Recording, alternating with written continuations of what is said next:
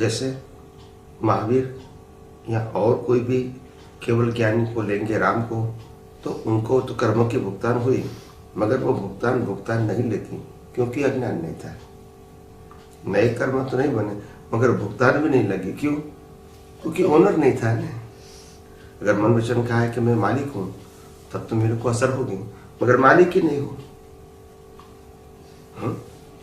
तो इसीलिए ये जो शरीर जो है, शरीर तो कुदरती रचना है, उनका क्रिएटर, ऑपरेटर, डिस्ट्रॉयर तीनों कुदरत है। तो इसीलिए इससे मुक्ति नहीं होना है। इससे तो हर व्यक्ति की मुक्ति कंपलसरी है। क्या है उसमें कोई ऑप्शन? तो इससे मुक्ति पाना वो आध्यात्मिक पुरुषार्थ है नहीं। आत्मा को करेक्शन करना है, वो भी नहीं करना है। तो करेक्शन कहाँ करना है? सिर्फ अज्ञान को नहीं करना। यानी हमारा कॉन्सेप्ट हर बाबत में क्लियर होना चाहिए, गोल गोल नहीं।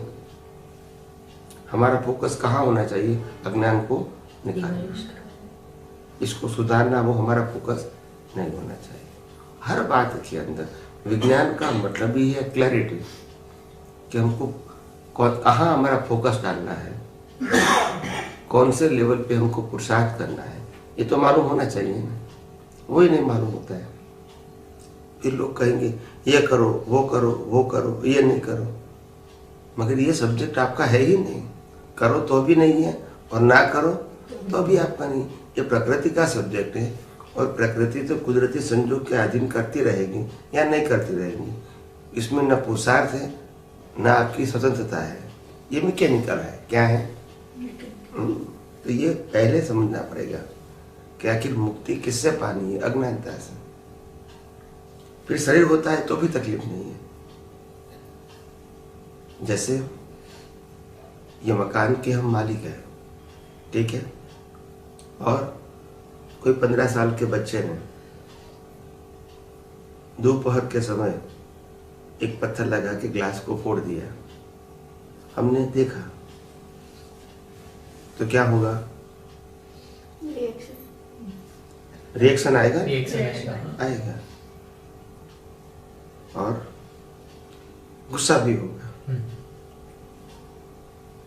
थोड़े समय के बाद हमने इस मकान को बेच दिया, सेल कर दिया, एग्जैक्टली सामने वाले मकान में रहने के लिए चले गए।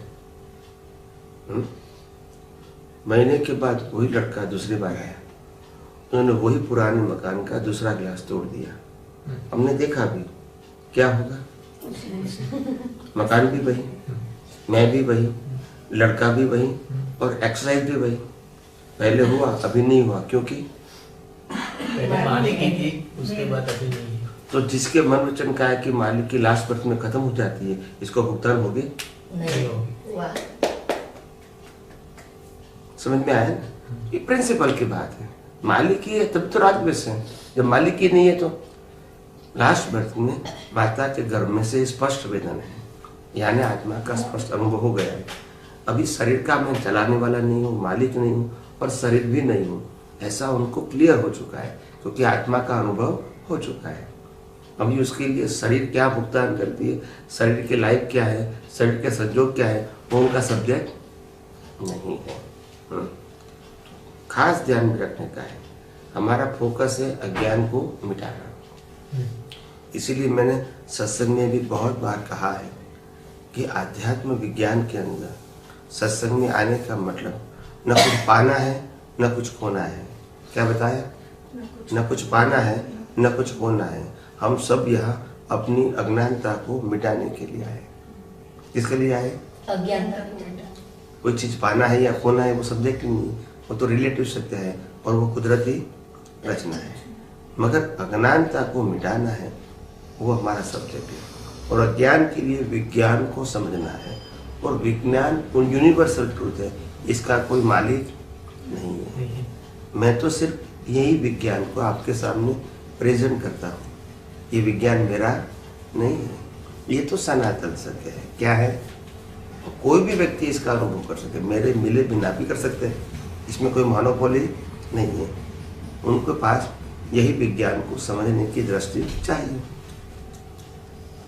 विज्ञान में कोई भी व्यक्ति ये यूनिवर्सल ट्रूथ साइंस का अनुभव कर सकते हैं अगर उसके पास सही दृष्टि है तो। समझ में आए? तो इसीलिए हमको क्लियर मालूम होना चाहिए। यस।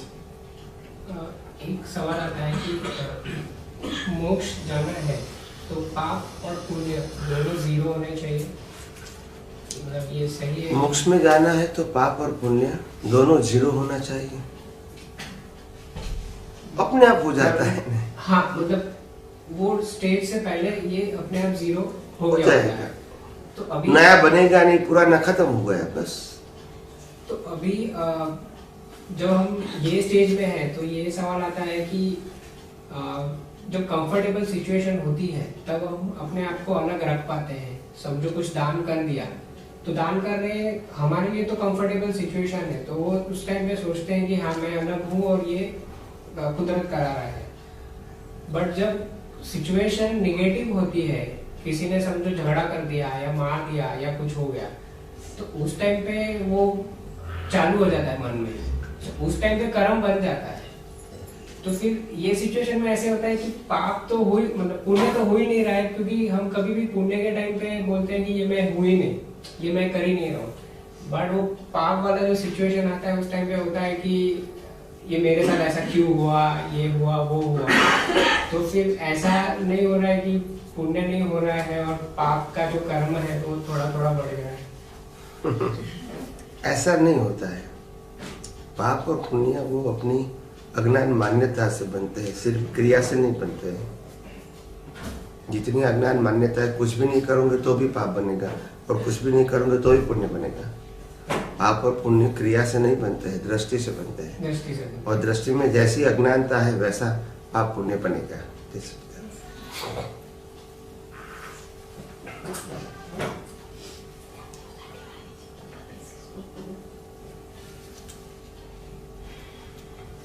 तो बड़ी बात यह है कि हमारे पास आज ये विज्ञान, जो इसको हम आध्यात्मिक विज्ञान कहते हैं, ये विज्ञान की जो उपलब्धि है वो इतनी बड़ी है कि आप ये विज्ञान सुनकर समझकर किसी भी साधु संत सन्यासी को कहोगे जिसको थोड़ा इंटरेस्ट है, तो वो आपके ऊपर बहुत गर्व करेगा कि ऐसा विज्ञान कहाँ से लाए तुम। हमारी समझ के बाहर था, मगर लगता है कि ये बात में तो कुछ पावर है। क्या है?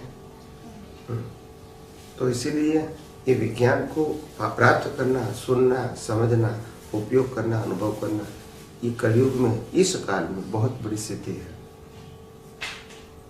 आम लोग इसको समझ भी नहीं पाते, मिलता भी नहीं, सुनने के लिए भी नहीं मिलता है। क्या नहीं मिलता है? सुनने के लिए भी नहीं मिलता है। आप समझे ना? तो आप सबको ये विज्ञान सुनने को, समझने को मिलता है, ये आपकी बहुत बड़ी पुण्य का हो, हाई क्वालिटी की पुण्य। दृष्टि बिठाना